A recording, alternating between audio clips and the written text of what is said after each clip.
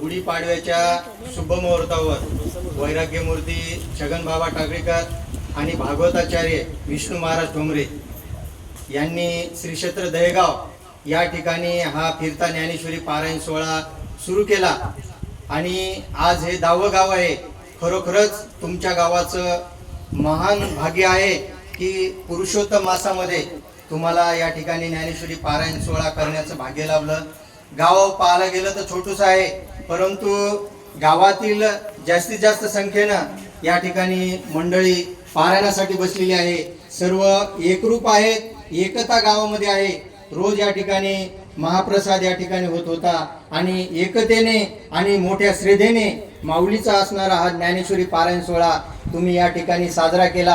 त्याबद्दल मी सर्व गावकरी मंडळीचे या ठिकाणी ऋण व्यक्त करतो. आणि यानंतर 4 वाजता माऊलीचा हा पालखी सोहळा श्री क्षेत्र धमधम या गावासाठी निघणार आहे. तरी गावातील सर्व मंडळींनी माऊलीची पालखी वाटा लावण्यासाठी सर्वांनी या शिवापर्यंत यायचंय आणि धमधमकर मंडळी सुद्धा त्यांच्या गावातून शिवापर्यंत येतील एवढं बोलून मी या ठिकाणी थांबतो. आणि यानंतर आता महाप्रसाद आहे, सर्वांनी महाप्रसाद घेतल्याशिवाय कोणी जाऊ नये. ज्ञानेश्वरी पारायण फिरता सोहळा जिंतूर तालुका यांच्या वतीने या कार्यक्रमाचे ज्यांची संकल्पना आहे तो तुमचं आमचं सर्वांचं ज्याने वारकरी संप्रदायावर अधिराज्य गाजवलं ब्रह्मनिष्ठ वैराग्यमूर्ती छगनबाबा टाकळीकर यांच्या मार्गदर्शनाखाली हा सप्ताह चालू आहे. आपल्या तालुक्यामध्ये 171 गाव आहेत आणि छगनदादा टाकळीकर यांच्या वाट्याला म्हणजेच 50 गावामध्ये 7 दिवसाचा ज्ञानेश्वरी पारायण सोहळा आहे. 50 गाव करायला 1 वर्ष पूर्ण लागते आणि 150 गावं समजा करायला 3 वर्षे. तर अधिक मासाच्या 3ऱ्या वर्षी या कार्यक्रमाची सप्ताहाची सांगता होणार आहे. तर आपण आसुलेकर तुम्ही भाग्यवान आहात की चालून हा सप्ताह ज्ञानेश्वरी पारायण सप्ताह आपल्या गावामध्ये आला आहे आणि 11वा नंबर आमच्या धमधमचा लागला आहे.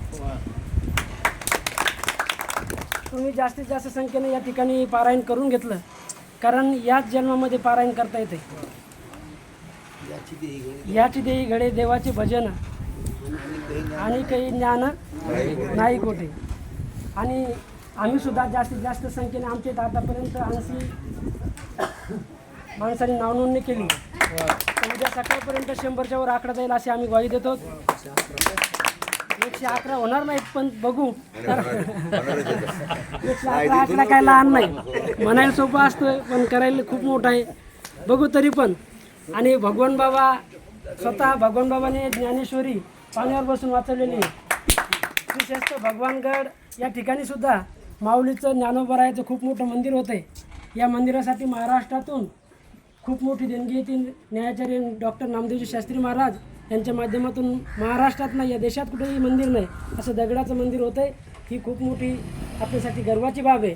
मी जास्त काही बोलणार नाही. तुम्ही गावकऱ्यांनी या ज्ञानेश्वरी पारायणाला खूप मोठा प्रतिसाद दिला त्याबद्दल मी सर्वांचा आभार व्यक्त करतो. कारण ज्ञानोबराय महाराजांनी आता सांगितलं जोपर्यंत ज्ञानेश्वरी आहे तोपर्यंत चंद्र सूर्य आहे. आणि खरंच आहे महाराज. ते जास्त बोलणार नाही. आता आम्ही सिद्धूरून यासाठी आलोत आणि 4 वाजता पुन्हा एकदा पालखीने आली. लागतं तुम्हाला आणि गाडी आणली, पिकअप आणले. पण आता आम्हाला भानगडे महाराज, आता आम्ही सिद्धूऱ्या किती करायच्यात? तुम्ही आम्हाला इथले दिल्यावर आम्ही हांडी गावाला किती द्यायच्यात?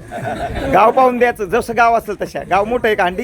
हांडी गाव मोठं नाही पण आमचं गाव आम्हाला कमी करता येत नाही ना. तुम्ही 111 दिल्यावर आम्हाला 111 करावं लागणार, एखादी शिल्लक करावं लागणार. तर त्यात आम्ही कमी पडणार नाही. कारण ज्ञानोबरायाने आमच्या गावात 40 लाखाचं भगवान बाबाचं मंदिर बांधलंय, दत्त महाराजांचं मंदिर झालंय. कारण तुमच्यापेक्षा आमची जमीन हलकी आहे. मन मोठे मन मोठं म्हणता येत नाही पण तुमचं बी मन लहान नाही. तुमच्यापेक्षा जमीन हलकी आहे, माणसं बी गरीब आहेत आमच्या इथं नाही.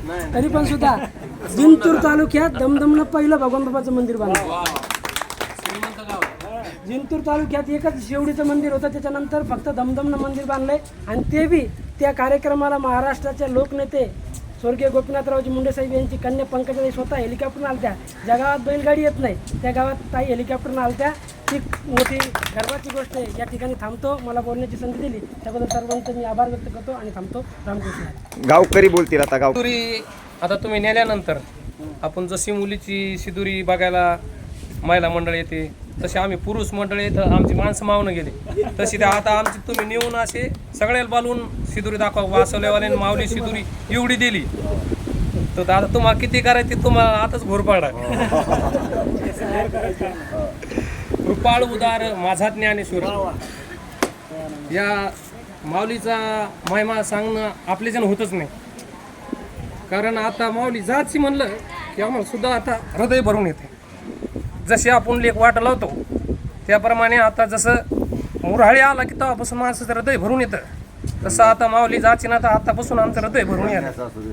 कन्या सासुऱ्याची जाये मागे परतुनी पाये तशी माऊलीची आता थोडं कसं असतं मरण धरण कोणाच्या हातचं नसतं.